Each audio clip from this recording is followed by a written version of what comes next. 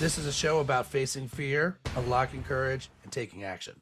Courage isn't necessarily a daunting thing. It's going to give you more purpose. It's going to give you more drive. It feels like making a courageous decision is going to get you closer to who you aspire to be. It's knowledge plus faith plus action equals courage. We just need to understand each other more and not feel that we're always being ridiculed. But one needs to also look at their own selves honestly and laugh at themselves. That's the secret of a happy life.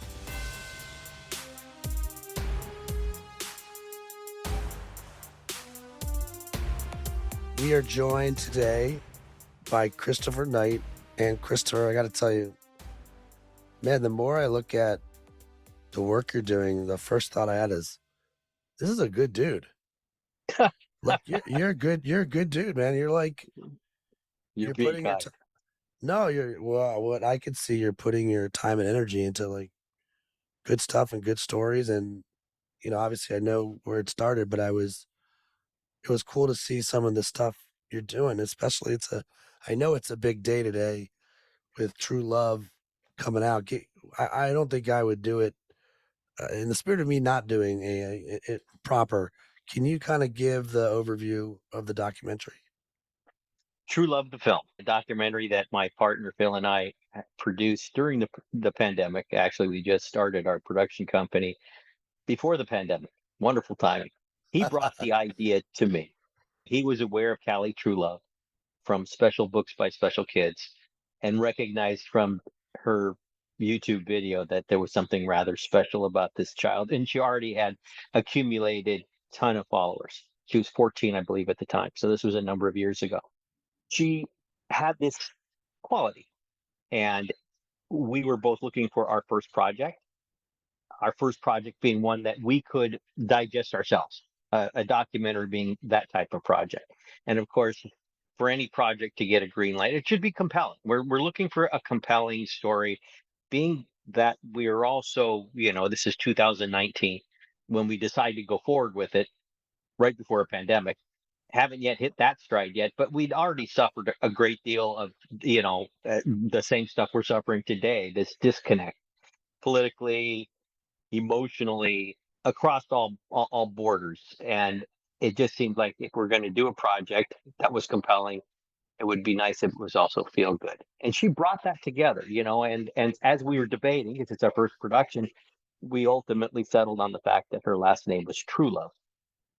And that was the sign, the only sign we actually needed, that we would move forward with it. But when moving forward with it, we're doing the story on this incredible child. For me, it was about, let's learn about this individual and how she makes the world around her a happier place by virtue of the smiles that I saw that she brought from people that she engaged with. And first thing I did was met Callie. Phil had already met her.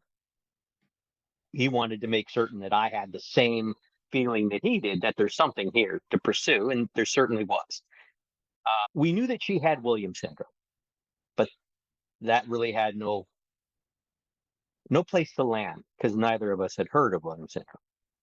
So we thought we were doing a documentary on this incredibly charming, engaging young lady who had this genetic condition, and we would learn through the course of production that part of what we saw in Callie is something she can't help. And it's in part delivered to her because of Williams syndrome. And that was sort of a remarkable recognition. And then through the process, we had conveniently set up her travels to be that she's going to meet others with Williams. And as well known as Callie was in the world of Williams, she had not gone to one of the conferences yet and had not really met a lot of the followers. So and a lot of her followers have, well, it's a wide range of individuals, but a great number of them are Williams syndrome carrying the genetic disorder that knew her like a star to them, but they hadn't met.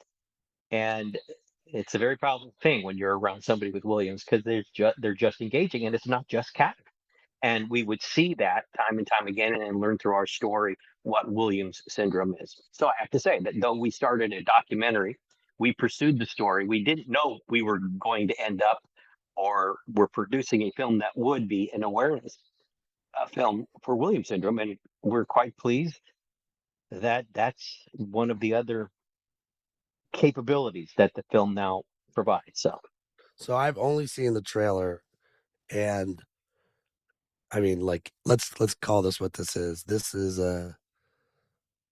I want to make sure we stay light and lighthearted today because I think that is the intent of what I felt just watching the trailer. But ironic that her last name's Truelove because I mean, again, this will be a very quick lip audience, but like we're kind of at a point right now in society where there's some true hate going on. It's like it's the opposite of love. It's like spin the wheel of gravity. What's the gravity that's putting down different types of people? And I so appreciated. I think your last line of the trailer is it's not what's wrong with them, it's what's wrong with us. And I felt like, and this is good storytelling 101, but like the preview was like show love, show good, show. And then this last line was you sort of telling us, putting a bow on, wait a minute, we have this upside down. And what a superpower it must be to not let the gravity of life weigh you down.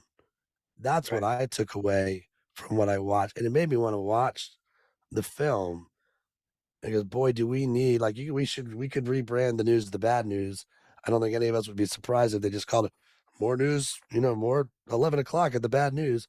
And so to see something like this and the lessons that we can learn and the gifts that they have, I was like, yes, this is exactly what I needed today was to watch that and it got me really excited to connect with you. When did it dawn on you like, oh, wait a minute, like this is their everyday, like stuff that doesn't bounce off us, bounces off of her. And how do they do that? And what can we learn from it? Like, was there a moment when you were shooting that aha insight happened?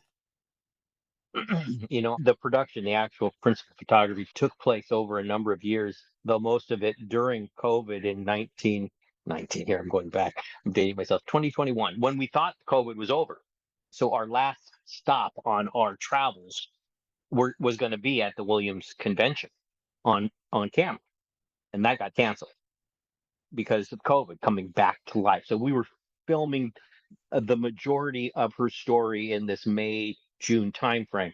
I was on that shoot for a short period of time, just a short period of time. Phil had started production with early stuff years earlier, some of which got used, some of didn't. So there's a range of ages for her, but most of it is around this period. And I got to see her engage with others, with Williams, and met others that were just as touching as Callie with Williams. But it didn't really congeal until I went to the convention. And though it didn't happen on the film, it would happen in the screening of our film and at the convention altogether, because we didn't get to shoot the convention. It didn't occur until last year. So that's 2022. We finally had a convention to go to, and it was the first convention that Callie had ever gone to. So I got to experience that. It's not in the movie because it happened well after we stopped production. But we then had a rough cut available for presentation to the Williams community at the convention, as we recognized we had something of value in telling this Williams syndrome story, along with the Callie story, that we wanted to make certain we needed to know that we told it right, that they didn't have reservations about the film. And we're very pleased to have and feel that outpouring. The first time you put it in front of a big group that's not family, at that point You never know. you've tortured yourself with it.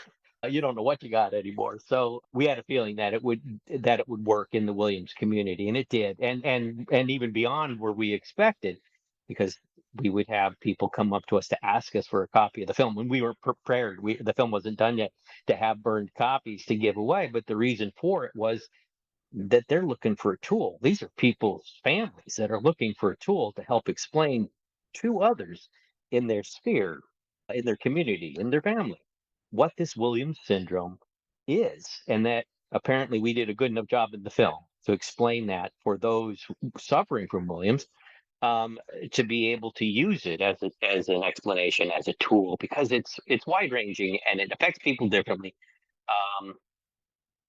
And they're all struggling, not people don't know about people know about Downs, but they don't know about Williams. And so your question about when did it come together? And really, I was prepped because now we're at this convention around all this joy, all these, they're very social. Williams leaves individuals being quite social. They're good communicators, exceptional communicators. And then we watch the film and watch them watch themselves in the film and watch others that they know in the film. And it came together then. It came together then that what we had and how much these Williams syndrome individuals. I saw it in the film. I knew it. It was written in, but even more so that last line about what's wrong with us, about what it is that they can't help but to provide all of us, and that's an example. And it just rang more true as I watched it. As I don't know if I thought that their power was any stronger, but I did start believing that our need is even greater. Yeah. Do you feel maybe this will be the most courageous question I ask today, but what's wrong with us? I sometimes think, are we a virus a conscious virus? We seem to do the same things a virus does. We take out the hose and don't know how to stop. We seem to be pre-programmed for our own survival, for our own protection. So I'll tell you an anecdotal story that might put a frame around it or put it in to embed it deeply so that maybe this is an example of changes we might see. There has been the mapping of genomes over the last 20 years quite extensively. And one of those genomes that's now fully mapped is dogs. And there's always been this question about dogs, who are, primarily wolves, that you can't domesticate a wolf, not successfully. But dogs are fine, right? What is the difference between the two? Well, now with genetics poking around with the genes, they're going to isolate or try to isolate. What are the gene differences? Let's start there. Once we have this ream of new information, and actually, Anderson Cooper had a special a number of months ago on about dogs and about something about the can't remember the title of it, but that the friendliest dog. Survival of the friendliest, I believe, is what the title of it was. Mm-hmm. Because it turns out the difference of dogs and wolves is this friendliness thing and it's apparently the first animal humans domesticated. And I'm not sure if it was us domesticating the wolf or the wolf domesticating us, but the fact is it happened together, and the wolf didn't remove itself from the perimeter of the fire, trusted enough to be there, and was friendly enough not to feel threatened by. No, very much a wolf, and ultimately opted to move in over time with people, and became this bosom bud, this thing, this animal, this being that we don't or wouldn't know how to imagine living without, for all of us. And our ability to connect today seems much greater with a dog than it is with another person. Totally. Okay. Totally. We show understanding to dog. We don't to people. So therein already, just to us, the dog returns a different value from us. Well, what they discovered, and I think actually it's because they didn't know where to look, where the genes similar.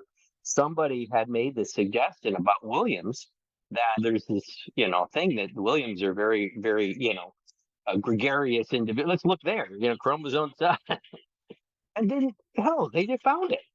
I mean, just even to make a suggestion that something that's in a human might be similar to dogs, but it turns out that dogs are missing similar genes from wolves that these Williams individuals are missing.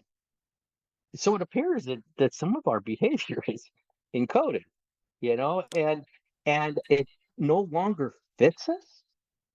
You would think that I think that evolution, it can't evolve quickly enough for where we are now in this life that we've invented, so that we could actually exterminate each other before the genes realize we got to turn those off.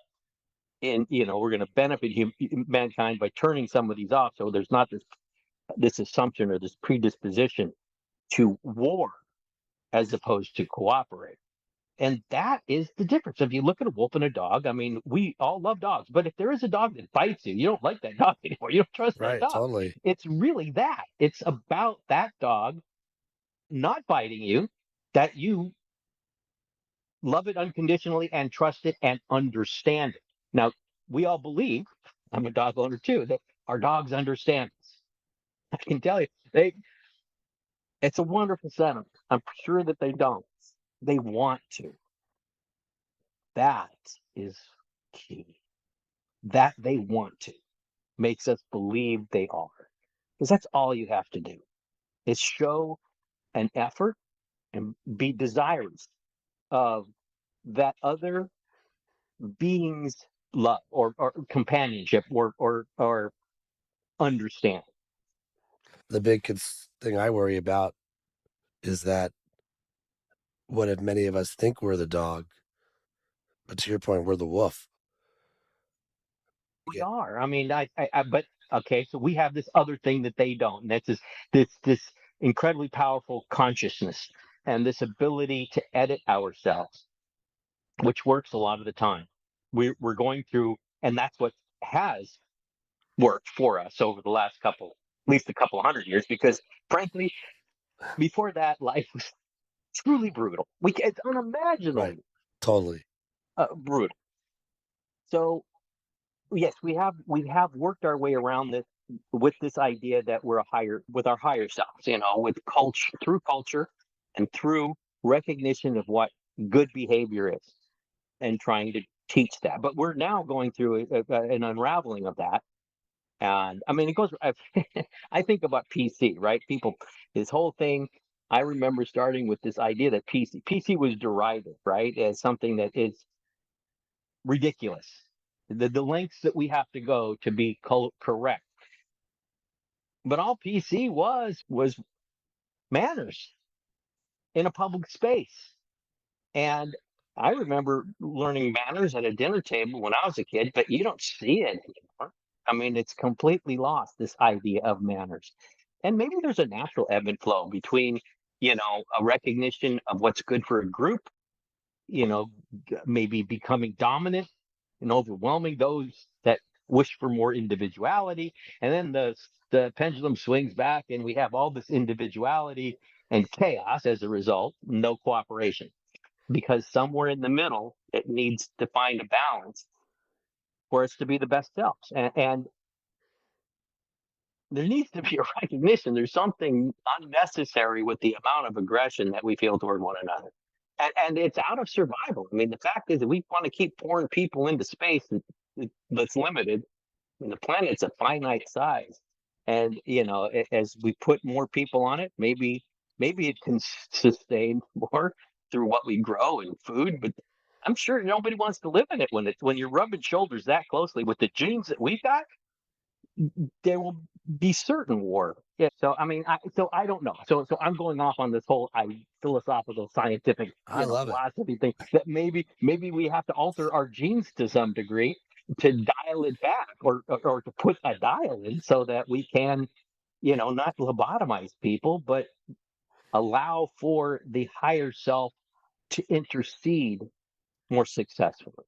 I mean, this might be a very selfish thing to say, but when I watched the trailer of Truelove, again, my initial take and this is visceral, right, was Mhm. that like this actually is a movie for me and my kids. And it, like, again, it's back to what's wrong with us. It's not, by the time I got to the end of the trailer, which is, I think, a good arc, even in, there's still a story in the trailer. Mhm. I felt like at this particular time when there is a lot of hate and there's a lot of editing and there's a lot of fear. Again, the fact that what I at least took away was, what do you love? Do more of that. Surround yourself with more of that. Yeah, I love to do this sort of in my silly head. I'll be like, okay, if reincarnation is real, I could see me at the pearly gates, and the gates are open, and we spin the wheel, and because you're not, there's no way I'm coming back as a white dude in my next life. I just don't see it. So what's my choice? That I land on dog. It's like, yes, I get to come back as a dog, and then it's like, wait a minute, I'm a dog going to Yemen. Burr. And again, I've never been to Yemen, so I don't know. But like, to me, I do think it's interesting, this concept of like, Well, I mean, you are pick Yemen. How a dog in Yemen might not be any worse than a human in Yemen. I mean, it'd be like, in some places, it is a dog's life for humans. So, but I gotcha. Yeah. but the brutality, right? It's the Hmm. brutality. And so, and I do think we have put ourselves in a position to evolve. It doesn't mean we've taken advantage of that as a humankind.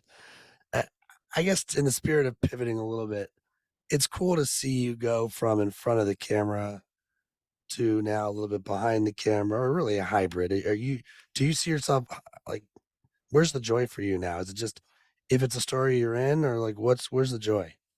People ask me, what's my favorite meal? I tell them it's the one in front of me.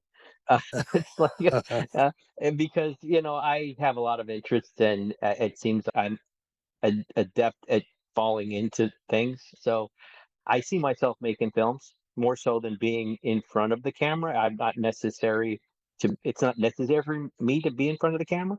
A lot more freedom behind the camera, a lot more it scales better to be behind the camera.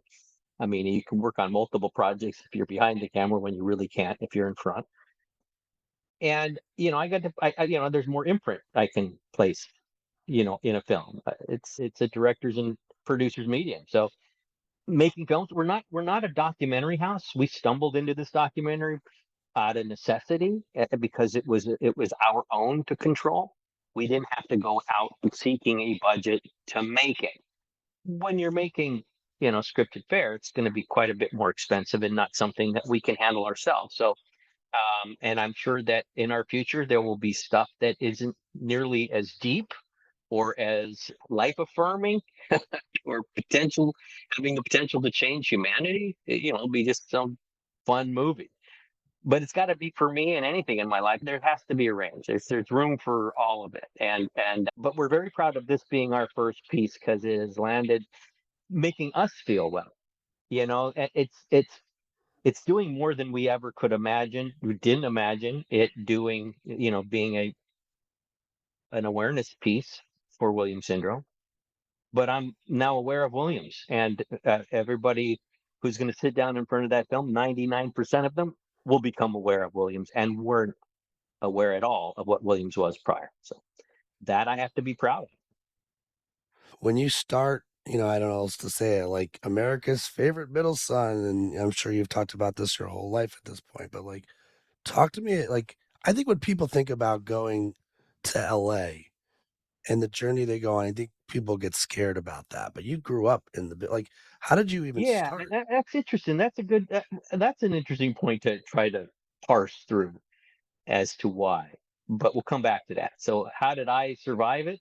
LA? Well, I mean, it's normal to me, right? Right. It's home, and I don't really recognize it being that much different than anywhere else.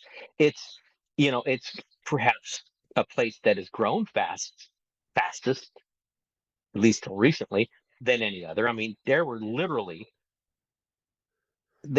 2,000 people or less in San Francisco, which was bigger than LA in 1848. That's it. I mean, it's hard to get to San Francisco. It was hard to get a sail, a ship of sail, up the coast of California. So you you either got there by being in Japan and going across, or you went across the country. So it was a very difficult place to get to until the steamship. But now, I mean, it's the second most populated place in our country. It's certainly not as populated as places like Mexico City. So there's room, I guess. Not that any of us here really need it any more populated. But the entertainment industry itself is maybe the thing that people fear. I don't know. I mean, but there's nothing to fear about the entertainment industry other than, it's a brutally competitive industry, and it's in front of people. It publicizes itself and its brutality. So you hear stories in our industry that you wouldn't hear in other industries. You'd bury that. So maybe that's the thing that scares people. It's not an industry for all people. I mean, I don't know if it's an industry for me. Now that's what's ironic. I mean, I Right. end up from an actor from New York in LA, in itself pretty accidental. And then in LA, I become an actor, and the brutality of the industry is worn by my family. It was inside the house because my dad was an unemployed actor, and that leaves one step away from homeless. So there was some level of desperation that might not be at another home with the father who was an engineer working for Hughes. That was in my house. And so I end up working on this show that depicts this ideal family. And I got to admit, I mean, my parents hated it because they're kind of, I was told, real actors do stage. They don't do television. And at the time we came out, my dad's father had already retired. My dad grew up in Brooklyn. Mom was in Jamaica. Then by the time they met, she's living in Manhattan. She's an only child. My dad was one of six, and father was blue collar, mom's white collar. We come cross country to just visit my dad's family for Thanksgiving. I mean, that was 1959. His idea was, well, now that I have a family, because I'm two at the time, my brother's three, and now we're all starving. And it's not just him and her. So his desire to find some place to work had grown, and this LA thing, he had an agent in LA, and there was this new business that one could make money at if you were an actor, that you wanted to, but you were excused if you had a family that was starving. You wouldn't lose your cred card, I guess, to all the other starving actors if you had a starving family. So he qualified for that. And this new thing was television. Because it's 1959. Television's been around really from New York, but it's really sort of, little, it's sketch comedies, vaudeville. It's big. It hasn't really started. Well, it had started. I mean, it started earlier than that. But I guess maybe actors thought it was going to go away. This is now not too dissimilar to what happened in the early 2000s when this reality genre became a focus and blew up. And clearly, for those of us inside the industry, knowing the economics of it all, reality television is gonna end up being the majority of television just because it's affordable. It's so much more affordable than scripted fare. But most people who are on the artistic side wouldn't allow themselves that flight of fancy, wouldn't allow themselves to believe that to be true because it wasn't really good entertainment, or it wasn't art. It wasn't a design entertainment. There's something compelling about it, and that's a whole other story. But nonetheless, that harkened when that started happening. I kind of was in the beginning of that in 2000, whatever it was, 2004, when I got involved with it. The reality was that, yeah, this is probably going to stick around. But hearing that argument about no reality television, just a flash in the pan, I'm thinking back to my dad and this idea that television in '59 in LA was this new thing and it might go away. It's the same thing the artists thought back then. And there's always going to be this, I guess, idea of something new scaring those from, that have that are entrenched. But so LA, was where we came. We never went back. We never went back, and I grew up in LA and then ended up in this series that helps me understand what real family is, because my family at home was more like, I don't know, it was Lord of the Flies meets Mutual of Omaha's Wild Kingdom. It was really, survival of the fittest. My dad actually said to my mom at one point when the money was like low, it was just me and my brother at the time. My dad's brilliant idea was, well, just feed them every other day. Wow. Like, you can't really, it doesn't really work. I mean, I guess you could try. And I don't think my dad, his father was from the other country, the old world, and people had kids, but not all of them survived. So it was sort of like you had more kids than you needed, oddly, because they weren't all going to make it. I mean, so I'm I'm at I'm at some point. My dad grew pigeons back in Brooklyn, so when we came out and lived in L.A., he taught us about pigeons. So my brother and I are 6 and 7 years old, and we're raising pigeons, but we're learning about genetics, and we're learning all about this pecking order thing, which is very real, and what birds do, and what happens if there's abundance and when there's not, when you don't have enough to survive, and what happens in the nest. And that is they kill the small one. The small one is brutalized, and because, well, it's superfluous, and that's nature, and that's the way nature works. Now you had enough food, you feed them all grow up. So, here I'm living in a family that's a little bit like that. It's like we're going to just put you into this experiment. You're going to survive. We'll feed you every other day, whoever's best at surviving. and, So it wasn't the Brady's. It wasn't at all the Brady's. And I had artistic parents. So they derided this whole Brady Bunch thing because it was so trite to them. And so there was no cynicism. There was no recognition of the hardship of life and all that stuff that drove them. That art that artist angst stuff, which I can appreciate. It does. There's a lot to be said for that as an experience to go through to help model you. Like, it just conditions you, like, I don't know, conditioning metal from a forge into water to temper it. Anyway, so I'm now having to live this family thing, kind of semi inside ashamed of it because Right. I'm 10 or 11. I don't know why it is that it's good or bad, but I kind of agree with my parents because that's what kids do. But not sure what I'm agreeing to in that this thing is. But then it's what's putting the food on the table. So Right. funny, I got to be the one to do the thing that actors don't do. My dad could afford to then, be the actor that he wanted to be, as I was doing the lower form of art, but making money at it. Anyways, it ended up supporting the family, but I'm learning along the way that this is not a bad environment. And I'm in Hollywood. So I'm the inverse of that story. I wouldn't say that anyone should make their child be a child actor on a series for help. It worked for me, but I'm not a good. I think I'm an exception. So, but I now carry that forward in life as a lesson that the Brady's weren't real. I knew they weren't real. Hell, I had a real world, and I'd rather have been in an environment that was like the Brady's, just simply because that's humanity that works to understand one another, that supports one another. And it's interesting to note that maybe I was 20 or so when I think in talking to Lloyd Schwartz, Sherwood's son, when he pointed out that all of Sherwood's projects had the same thing.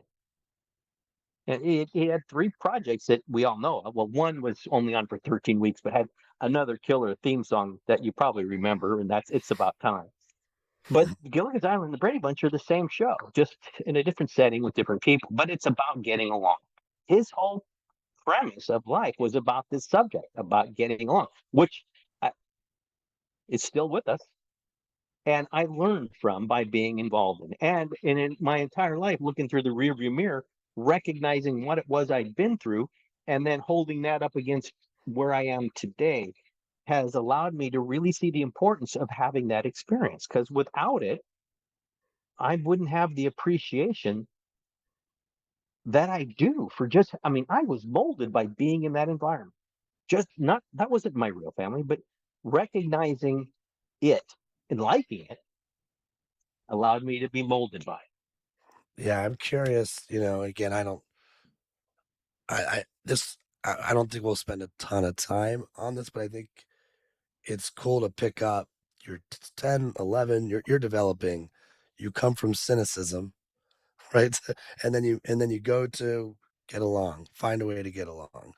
and there's a glass half full and a glass half empty. And so, just if you don't mind, as you look at who you are today, and I do think we're cocktails, right? We're a little bit of this and a little bit of that. You know, depending how much alcohol you put in is up to you. But like, what, where did Chris win, and where did Peter win? Like, where, if you look at like, give me like what did you learn from each person that has brought you to today? Well, they both won. They both won because it's like I get to be all the pieces of two different people. I would have been one. So if I didn't get into acting, and I probably, as a personality, wouldn't have ever gravitated that way, I wouldn't have explored arts. I wouldn't have been placed, wouldn't have placed myself in uncomfortable situations. I'm not naturally one that wants to be up in front of people. But I think that there's a lesson from that. There's something to learn from that. If that's scary, I didn't even know it was scary, to be honest with you, because it was just something that I was told to do. And I was sort of like just trying to do what I was told. But the lack of attention that Chris would have experienced, that survival of the fittest, might have left me free enough to wander to nowhere. But knowing and feeling that early success of like doing something, and then finding people appreciated it, validated.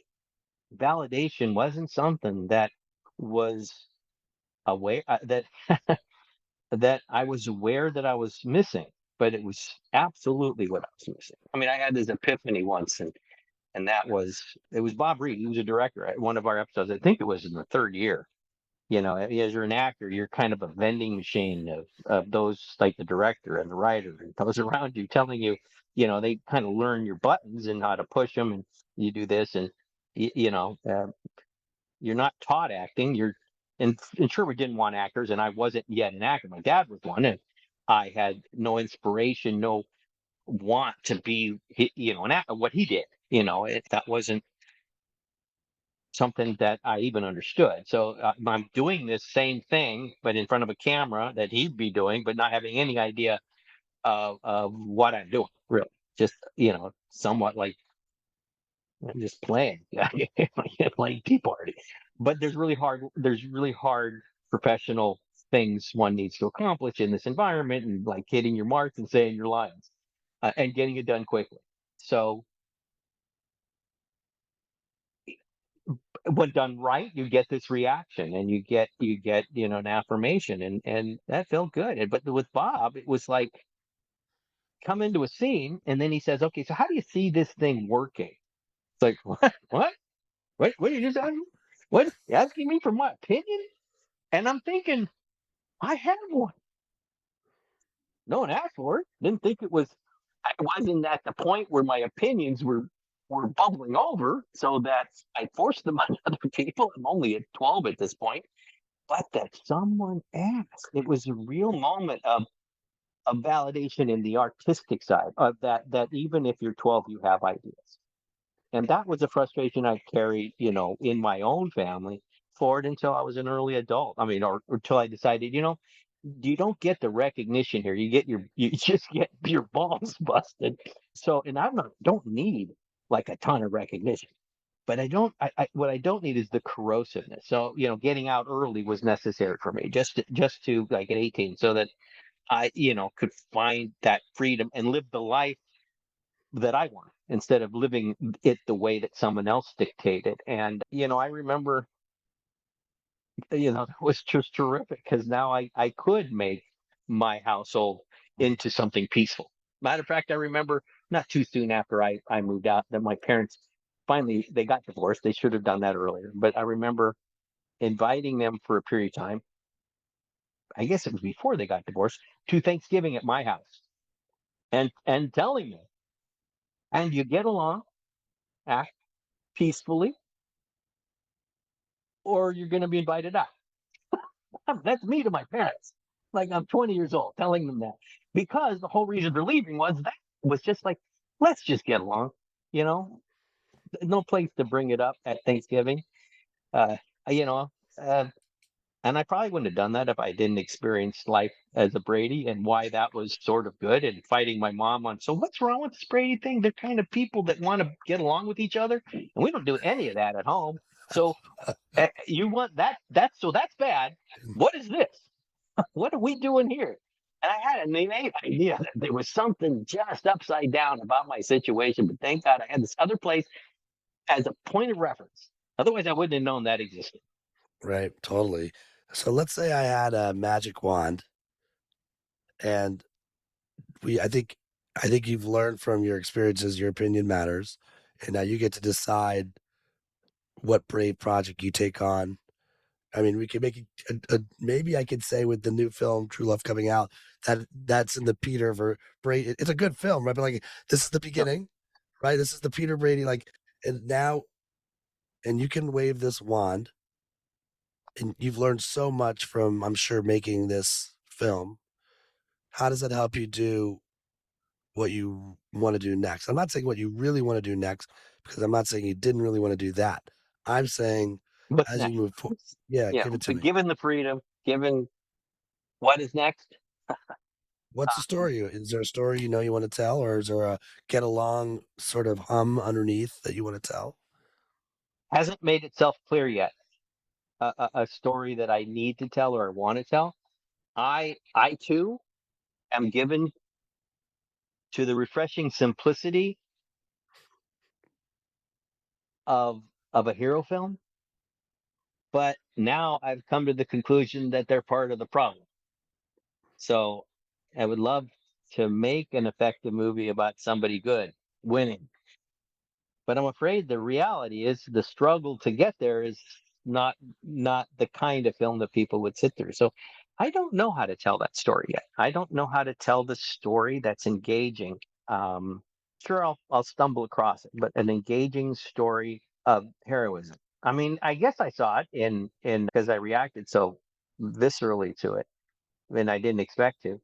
One word, hearing disabled with family fisherman just 3 years ago was up for Academy Award. Gentleman Yeah, who did win supporting actor once from the movie, and it's now yeah, I'm losing it. That this is of my course. 66-year-old brain that just can't pull the names down anymore. It's a one word film. Coda, Kodak. Thank you. Kodak. Coda. We Love got there. Kodak. That was close. That's to me. That's the kind of story I'd love to do. But they don't come around that often, stories like that. There was a film a long time ago that was more of a film to that. I think was it Europa. It's a story about a young Jewish kid in Nazi Germany who is used as the example of a good Aryan, and he survives. So, and it's based on his true story. It's incredibly, harrowing but uplifting, funny film. So the humor is always important, because humor is what gets us through. I'm afraid too, we've, the idea that we have to be supportive of each other has stripped us also of some of the humanity that comes through with humor, because no longer humor is possible. I get it that we shouldn't be degrading others or making others feel degraded through our humor, but one size doesn't fit all, and we're going through a period of time when we can't slay all the cows that need to be slayed at times. Um, and I don't know how we get back on track with that and do it respectfully. I mean, if Don Rickles was still alive, would he be able to work? Right, totally. So I mean, and is it a better world as a result? No, we just need to understand each other more, and not feel that we're always being ridiculed. But one needs to also look at their own selves honestly and laugh at themselves. That's the secret of a happy life. Chris, if someone wants to go watch True Love, where can you direct them? As of today, we're now going to be on free digital television. So, like on Tubi and on YouTube television. So, advertiser supported. So, these channels, digital channels, subscription channels with commercials. you watch it for free, but you can also watch it on any of your digital subscription channels like, Google Plus and Amazon, and you can rent it there as well. Chris, thanks for keeping it real.